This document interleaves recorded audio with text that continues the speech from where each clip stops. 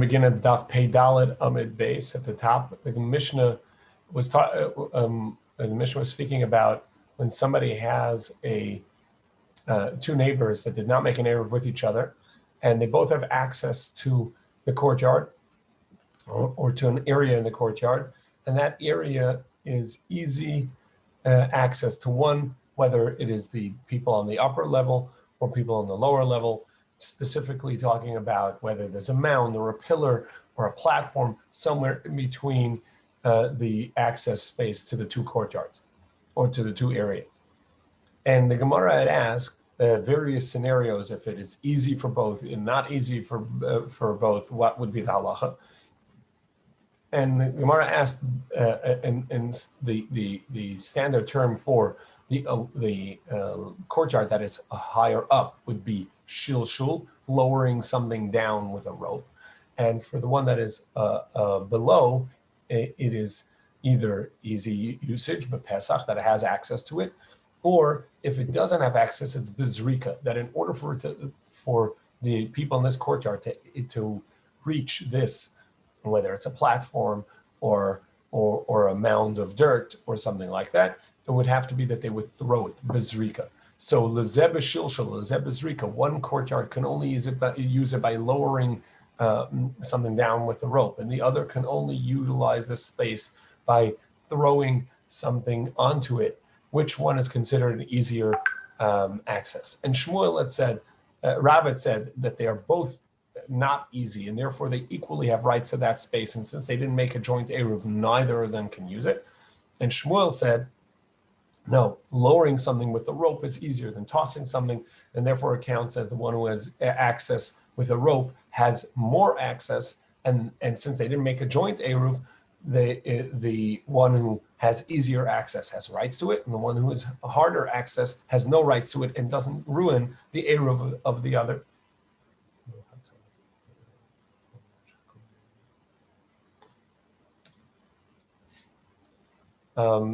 To which the Gemara has brought various proofs and rayas, and now we're going to have the proof of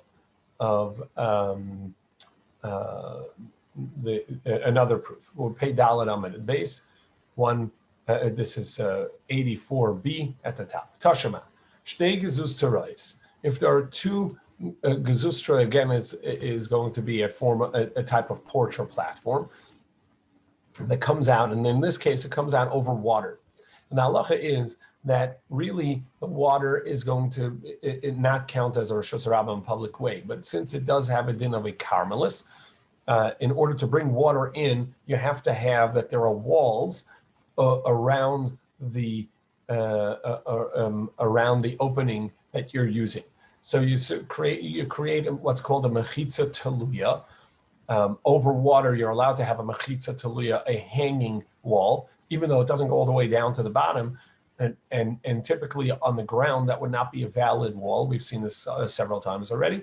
But over water, the Chachamim were lenient and said that counts as a valid wall. So you make a mechitza teluya, which is this a hanging wall beneath the porch. So if you think of a porch and a hole in the porch over the water where you're going to lower your bucket into the water to drop the water from the stream, river, whatever may be beneath that porch, and hanging down from the porch, you have an enclosure that's 10 tefachim in height, and encircles the hole that you're going to bring the water up. Now, in this case, there's a neighbor that also uses the one hole. And the way they do it is they throw their bucket from their porch to your porch, to the porch that has the opening and the valid opening. And that's the case we're talking about. You have two gezustaros, and they're not level. One is higher than the other. And the upper one, asula elyoina v'le asula tachtena. And they made a hole in the upper one, but not in the lower one. Shtein asuras, and since the lower one has rights to use the hole in the upper one by tossing his bucket up and down to draw the water that way, he has essentially usage rights of the upper porch, and did not make a joint eruv, and therefore both of them cannot use it. So that seems to be proof. That seems to be proof to Rav that even though that is the lower porch can only use it by tossing their bucket up to the other porch and then down, that still counts as a equal usage to the one that's just directly lower it down. How far is what I'm getting at is, I mean, in the picture anyway, it looks like the lower porch would also be in a makom putter because it's over 10 tfachim. They're both right? Over water. They're both over water, correct. They're both not. But more than 10 tfachim. So why isn't it okay? Because it's not. It's makom putter, isn't it? Yeah, but they didn't make an eruv together. That's why. But you could carry on his own porch. But not to the neighbor's porch, which has the hole down to the water.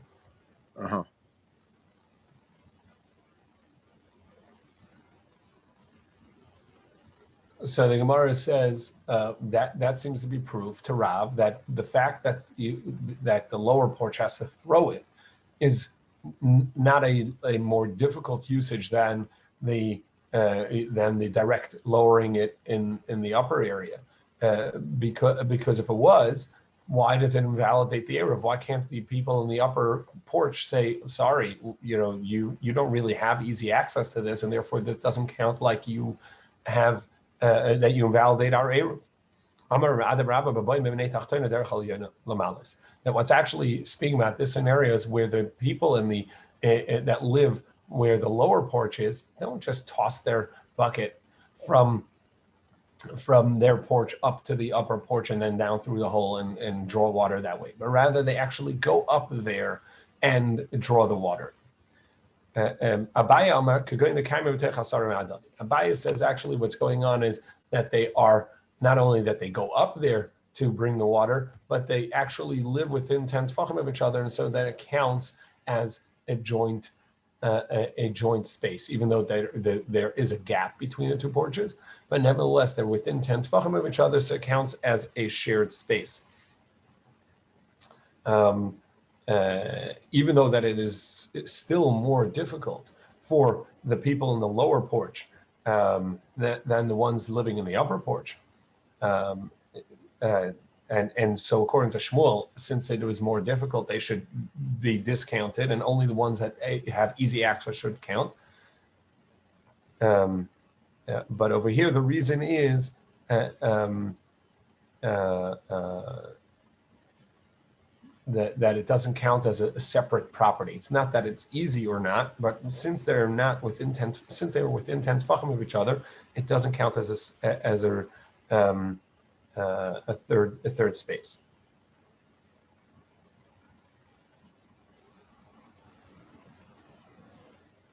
Counts as a joint space. So Abai is going to prove this. And he's saying, I don't have to tell you if they made the hole in the lower porch, the asiri, that it's going to be easy, and therefore both of them have access, and therefore since they didn't make an eruv to each other, it's going to be with each other. It's going to be invalidated. The kivin the begoy yud hadadi kaimi, since they are within 10 tefachim of each other, asr nadadi, they forbid each other. El afilu asalal yanav tachtayno, but even in this case where the eruv was made in the upper porch, not in the lower porch. Therefore, I would have thought it is easier for the upper people and lower for them, more difficult for the lower porch. We should give it to the people that have the easier access, the ones that are level with the porch that has the hole in it to the water, and not and exclude the people that have no access, and they have access, but they have a lower access and it's more difficult. Kamash Malan. Therefore, this brisa teaches us, Kivan the Begay Asara Kaiman, since they are within 10 tefachim of each other, the two porches, Asar Nadali, they forbid each other to count as a single area with equal access to this hole, and therefore they forbid each other because they didn't make an eruv together. Like Rav Nachman said in the name of Shmuel, in regards to a ledge that's close to a public domain that would also give access to a roof. And this is a gag hasmucha l'reshus harabit. Damar Nachman Amar Shmuel gag hasamuch l'reshus harabit. You have a roof that is close to a public domain. Tzarich sulam kavua la'atirei. You need a permanent ladder to permit the usage of climbing from the alleyway, from the chutzner up onto the roof. Picture 1 second. There.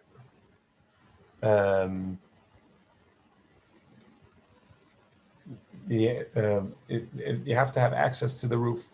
You want access to the roof, and you need a ladder there. Sulam kavua in sulam aray.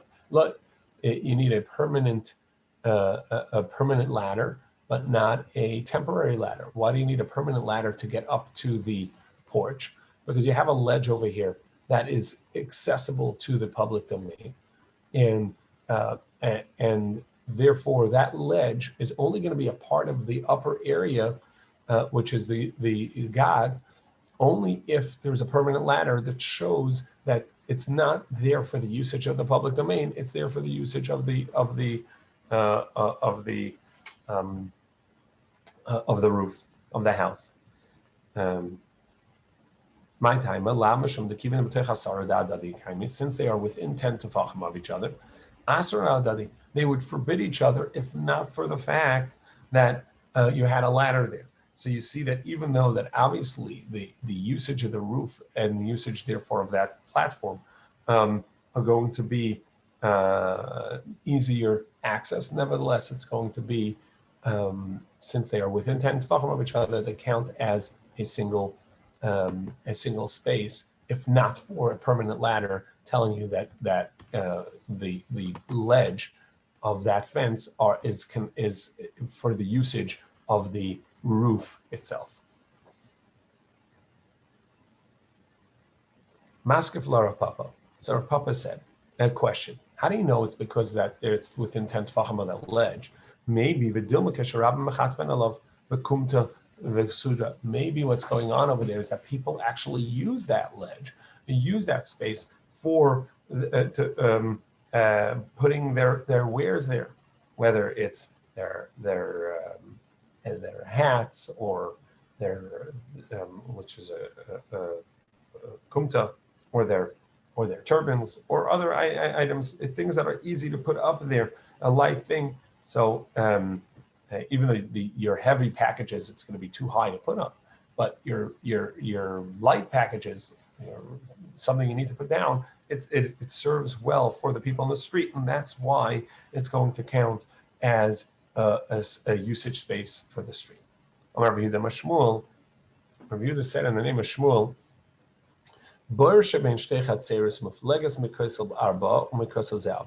if you have a pit between two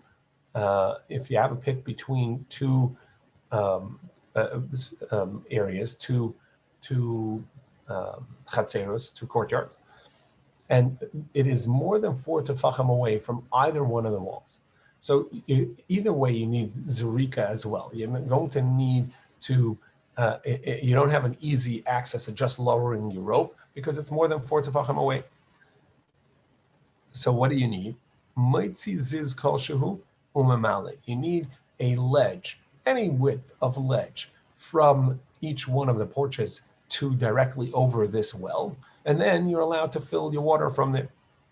Each side is going to do that. Rabbi Yehuda himself says you don't actually need a proper ledge, even just a reed, even a pole of some sort is going to be sufficient. This teaching of Rabbi Yehuda that says that even a non-functional pole is going to be good, that's according to the opinion of Rabbi Yehuda, of Shmuel, his teacher, that says that you only need a minuscule and a tikkun ktsas, a small type of fix. It doesn't have to be a proper ledge that you're putting out that technically you can walk on if you wanted. The either Rav, because if it's Rav, Omar, he said, because Rav says that area that is only going to be used through avir, meaning that the only way to use it is airspace. That's not going to prohibit the other. The Shmuel Mehecha. And where do we learn Shmuel? So which Shmuel teaches us that you need this tikkun ktsas? Is it from this? The Amar Rav Nachman Amar Shmuel. Rav Nachman is the name of Shmuel. Gag hasamach l'shus harabim. If you have this teaching that we just saw, that you had a gag hasamach l'shus harabim, a roof near the street. Tzarech sulam kavua la'atira. You need a permanent ladder there to permit the usage of that space for the courtyard and not for the street. So the Gemara says, "Don't look at our papa." Maybe it's like our papa said there. The reason is because they're using that space for light packages for their hat and turban or whatever that they're putting up there, even though it's not really usable for heavy packages that they're carrying on their shoulders, but it would be usable for the lighter things. Elamiha. So rather, the teaching is from this. What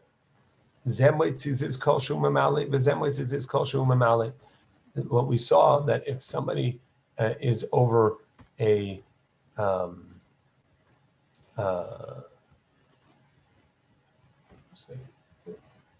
if somebody's over a space that has that's water, that each one can just put some a ziz kolshu, a little space, a little ledge over it, and that's going to be sufficient to be allowed to bring in water from the pit, from the waterway. Time of the apik, and from the fact that he said that you have to put out some aziz, some ledge. If you didn't put out any ledge, Shmuel is going to say it's going to be invalid, and they're going to prohibit each other, even though that it's more than 4 tefachim away. So therefore, the only way they can use it is through the air, and nevertheless, it's going to count as a invalidation of the other's space because they didn't have a joint eruv. So we see. So you see that according to Shmuel, there's that they could prohibit each other through airspace. Where do we have this teaching of Rav that a person does not prohibit the usage of a space if the only way he has usage, this courtyard can use the space is derech avir, through the air? Is it from the teaching that we started today with shtei gezustra izulam alamizu? If you have two ledges out over the water, and one of the upper ledge has a hole to the waterway where they draw the water in, and it has the mechitza tulia, the hanging walls underneath the porch that encircle it, that allow them to carry the water, draw the water up, and the lower porch does not. And they didn't make a joint eruv. They made a hanging mechitza for the lower, for the upper wall, for the upper porch, but not the lower porch. Shnei masuras, they're both prohibited from carrying because they both have rights there. Until they make an eruv. Rav Huna Marav, and there Rav Huna explained the name of Rav l'shena l'besmucha. It has to be that they're actually near each other. But if they are far from each other, if they're 4 tefachim away from each other, and besides for the height of one porch to the other, there is also a gap in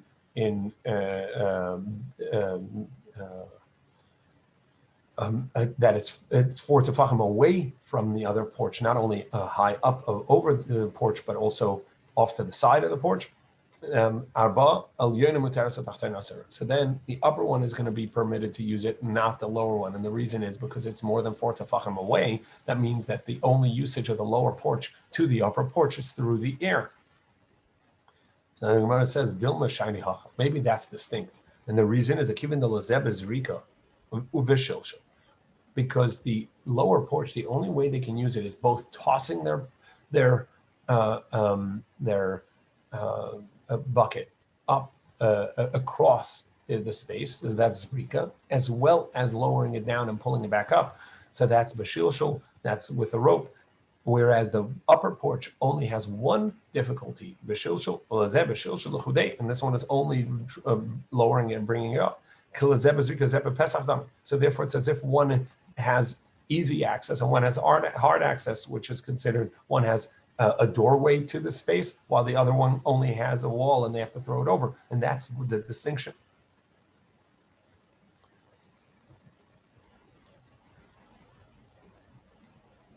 Elamaha. So rather, it's from here, from this teaching. Amar Nachman and Rabbi Barabuah. Rabbi Nachman said in the name of Rabbi Barabuah Amarav, in the name of Rav Shnei Batim, v'shalosh churvos b'nei.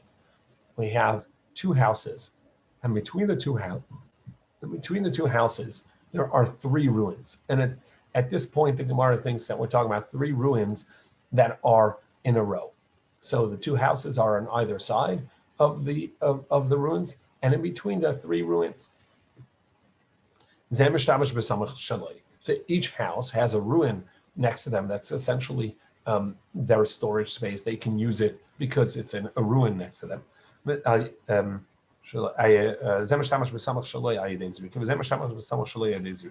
Each one uses through their window into the storage space, into the ruin. They can use a close one. However, the middle one,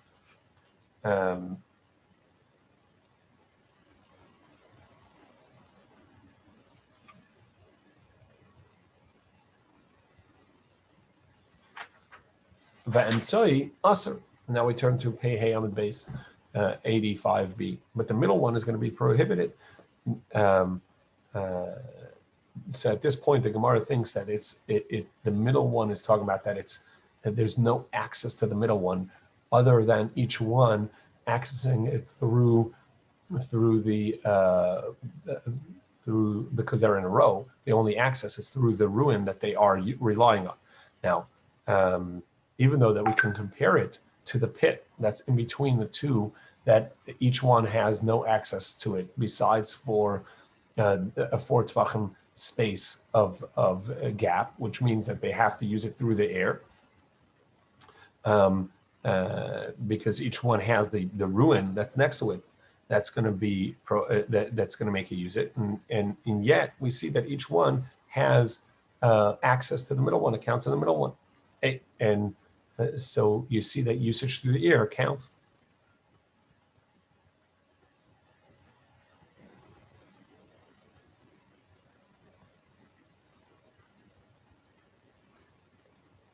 Yosef Rav Bruno Amar Hashmaita. So Rav Bruno was teaching this. Amar Rabbi Lezer, Amar Rabbi Lezer, Barbe Rav, Amar Rav, Achi.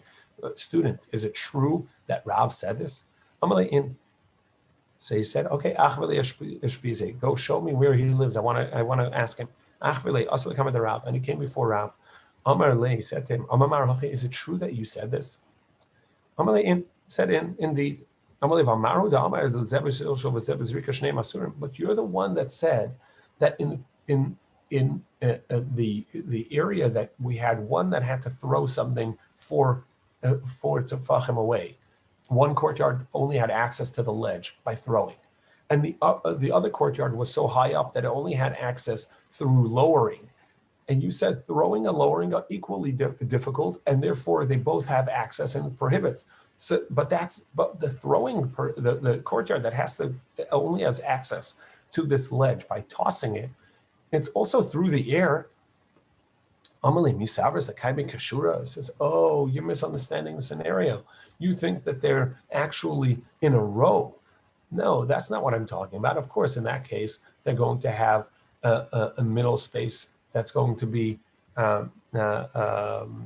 used through the air. But that's not the scenario. The Kaime Kachatsuva, they're actually like a tripod. So there's an upper one, ruin that connects both of the houses, and then there's two sort of legs coming off that are two separate ruins that each house alone has access to. And so the one that both of them have access to, since they both have direct access to it, it's going to be prohibited.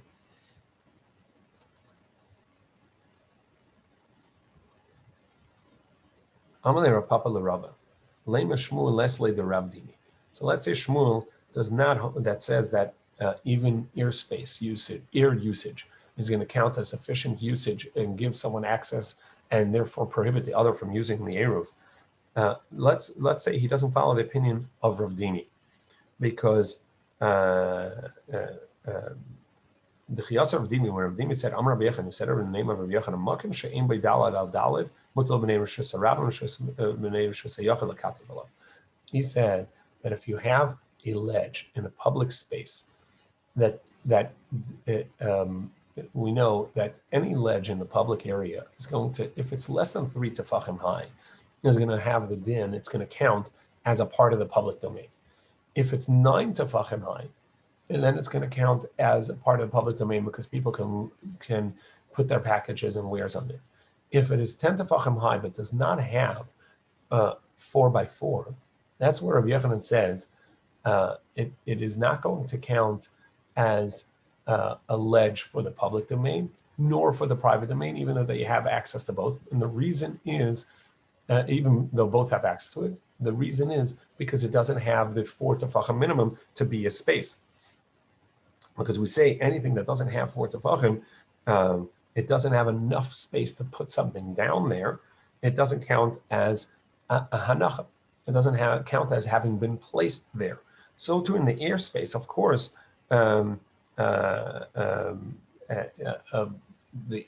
it shouldn't count as being a space. So if Rabbi Yochanan holds that even a proper ledge, since it doesn't have 4 tefachim of resting space, something that can rest on it, it doesn't count as a halachic space for Shabbos. For sure, airspace doesn't count as a halachic space. And in Rabbi Yochanan's statement, it says that even though that the people in the private domain and the people in the public domain have a right to put it down there, can each put their wares on there because it doesn't have 4 tefachim space. However, they're not allowed to pass something off to each other by putting it down and then the next one taking it, because then they're going to pass directly from public and private, and that's going to be a Torah prohibition. So he responds, no, he does follow Rav Dimi. However, there's a distinction. There, we're talking about a Torah prohibition. So it's sufficient to allow people to put things down there because people are going to be careful. If they realize if they make a mistake, they're dealing with a Torah prohibition and they're going to be careful. However, over here, this space, we're talking about a rabbinic space. Chachamim is the Rabbanan. V'chachamim also chizuk l'devrayim Yosem Mishalter. Chachamim made a chizuk to define this space as a space, even though it's just in the air, in order to strengthen the rabbinic concepts, so people not take them lightly. Amalei Ravina LaRava. So Ravina challenged Rava and he said, "Mi Amar Rav Hachi." Did Rav really say that somebody has usage of something only through the air? It does not count as a usage space, and it would not prohibit the other person's use of that space. Again, we're talking about 2 courtyards, one that did not make an eruv with each other, and one has access to use of a space through the air. Rav is good. We said Shmuel says that counts as usage and will prohibit the other courtyard from using it because they didn't make a joint eruv. And Rav would say that avir usage through the air does not count. Is that true? What we learned, you have 2 houses on the 2 sides of a public domain. 2 sides of public domain, and we saw this earlier. Rabbi Baruch Huna Marav, that Rabbi Baruch Huna said in the name of Rav, Asr lizerk mezelazet, you're not allowed to throw from one porch to the other. These are, even though they belong to the same person.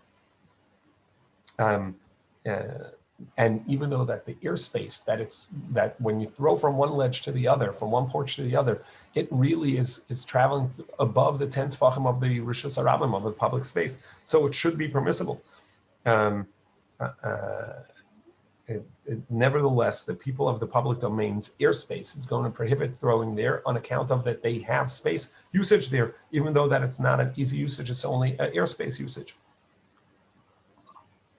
And there at Shmuel it says it's permissible. Shmuel amar mutar lizrak mizelazeh. Amalei lav mi akimna the madli chad metasi chad. Didn't we explain it there that they are not level? One is higher than the other, and we're afraid that if he throws to the lower one, it's going to fall to the street, and then he's going to go and get it and carry it from the public domain into the private. Zimnin the migander, maybe it's going to fall off v'nafil and fall down to the public domain. And he's going to go down to get it and put it back on the ledge, and that's the reason why it's prohibited. So it's not because of the airspace, but rather because we're afraid. We can foretell and see what's going to happen. This person is going to drop it into the public domain and try and bring it back up. The next Mishnah is going to talk about the placement. And so the previous was talking about the courtyard structure and shared space structure. In this Mishnah, we're going to deal with which space counts as livable space and where the Eruv needs to be. We saw this before, that living on a porch, living in a gazebo, or in a foyer, an entryway, entry hut, those don't count as living space. Somebody puts somebody puts his Eruv in the entryway, which is not a living space. It's an entry hut into the courtyard or into a house. Achsadre puts it into a gazebo. Merpeses puts it on a porch. Eino Eruv. It doesn't count as an Eruv because these are not living spaces. Vahadarsham Eino Isaralov. And if somebody's living in these spaces, that would not count as an inhabitant of the courtyard that has to join the Eruv. And if they didn't, they would invalidate the Eruv. Beis HaTeven or Beis HaBakar or Beis HaEtzim. However, if you have a storage house, which is whether it is where the wood is stored or where the hay is stored or just a general shed, which do have living livable space. Hareza Eruv. So if you put the Eruv there, that does count as an Eruv. And similarly, Vahadarsham, listen, if somebody lives in that space, that's where they live in this courtyard, they're a member of the courtyard equally and have to participate in the Eruv. And if they don't, they will invalidate the Eruv of the courtyard. Rabbi Yehuda, Yesham Tfisas Yad Shel Balabayis Eino Oseh. However, Rabbi Yehuda says that if the owner of the home has a right to enter, has some sort of space for himself within this court, within this shed, within the storage homes, so he can put a vessel there, he can put some shovels there of his own. So then it all counts as his own space, and therefore that person will not participating in the Eruv will not invalidate because it's just he's a guest in the one living in the shed is a guest in the homeowner's home, because after all he's got his own vessels still within the shed. And where it says,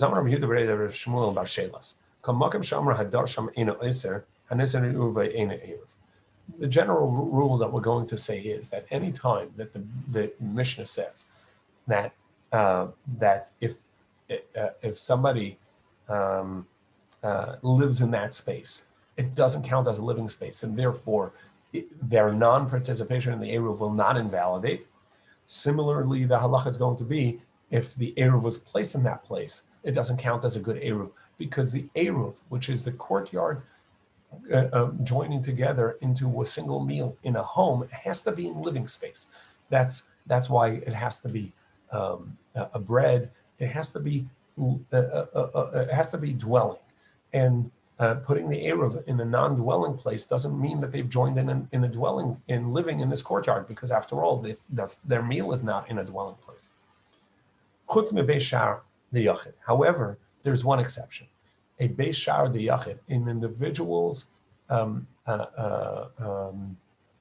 entryway hut, where since it belongs to an individual,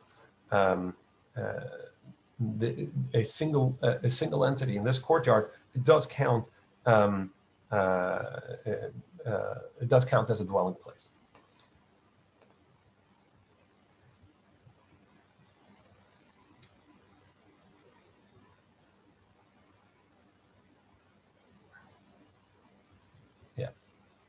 In any place that the Chachamim said you may not put the Eruv there, you are allowed to put the shituf there. Now, shituf is the term that we use for the alleyway members, all the courtyards in the alleyway, all joining in an Eruv. There, we're not making it into a dwelling place. What we're doing is we're making it into a private courtyard.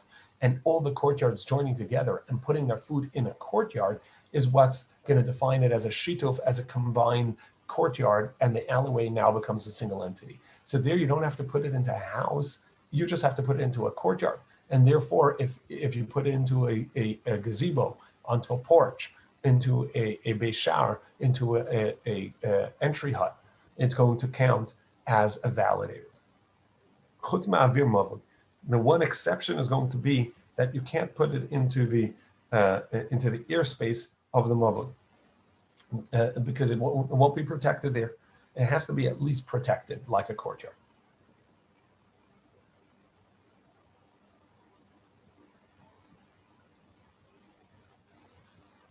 So what is the teaching here? What's the chiddush? Tanina, we learned this. It says in our Mishnah that if you put your eruv in the entryway, on the porch, in the gazebo, it's eino eruv. It's not going to count as a good eruv. Eruv hu d'lo have it. But it says specifically it's not going to count as an eruv, indicating. But it would be a valid shituf. It would be a valid partnership for the alleyway.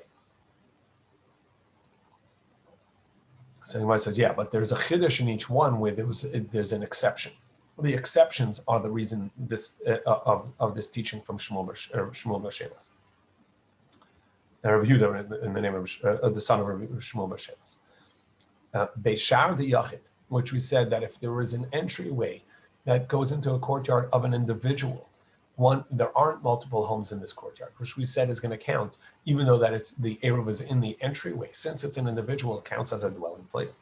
And also avir the mavli, also that the airspace of the mavli will not count as a place because it's not protected. It's richalei. So those are the things we needed the teaching of Rabbi Yehuda of Shmuel Bashelas. The leitanan, because that's not explicit in our Mishnah. Tani namihachi. So we have a support that you can put even though that you can't put the eruv, our Mishnah says, in the gazebo, in the porch, and in the entryway, but that you could put a shituf, a courtyard, an alleyway eruv into it. Tani namihachi, we learned like that. Somebody puts his eruv in the entryway of a beishar, an entryway hut, chsadra, gazebo, marpesas, or a porch, uvachatzer, or in a courtyard, uvamavli, or in the alleyway. Hareza eruv, that counts as an eruv. Now it's going to be clear that doesn't mean eruv, what we typically call eruv, which is when courtyards are joining together. Because as we learned in our Mishnah, our Mishnah tells us clearly it's not going to be an eruv. But what it means is that it's a shituf. That's going to be the alleyway participation. We saw a couple of times already that sometimes it'll call the alleyway participation of all the courtyards also eruv, but the general term is shituf, to distinguish between the two. The function is the same. They're becoming a unified entity by putting a meal together. But over here, instead of becoming a unified home, they're becoming a unified courtyard and making the alleyway into a part of the courtyard by all joining in some food or drink, or because it doesn't have to be a home, so it doesn't have to be a meal like bread, but so therefore you have a wine and vinegar, as we've seen earlier, and that becomes a joint shituf. Shituf mavil minta. So Gemara says, wait, but you said that this brisa even said not only in your courtyard, or your entryway or your gazebo, but even said in the mavoi itself. And we said that the airspace of the mavoi does not work because it's not going to be protected there. So what it means is in any of the courtyards of the mavoi,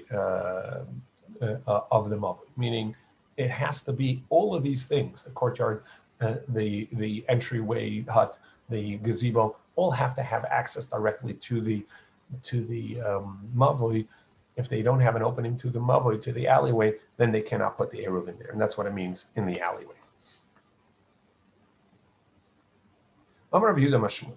Rav Yehuda said in the name of Shmuel,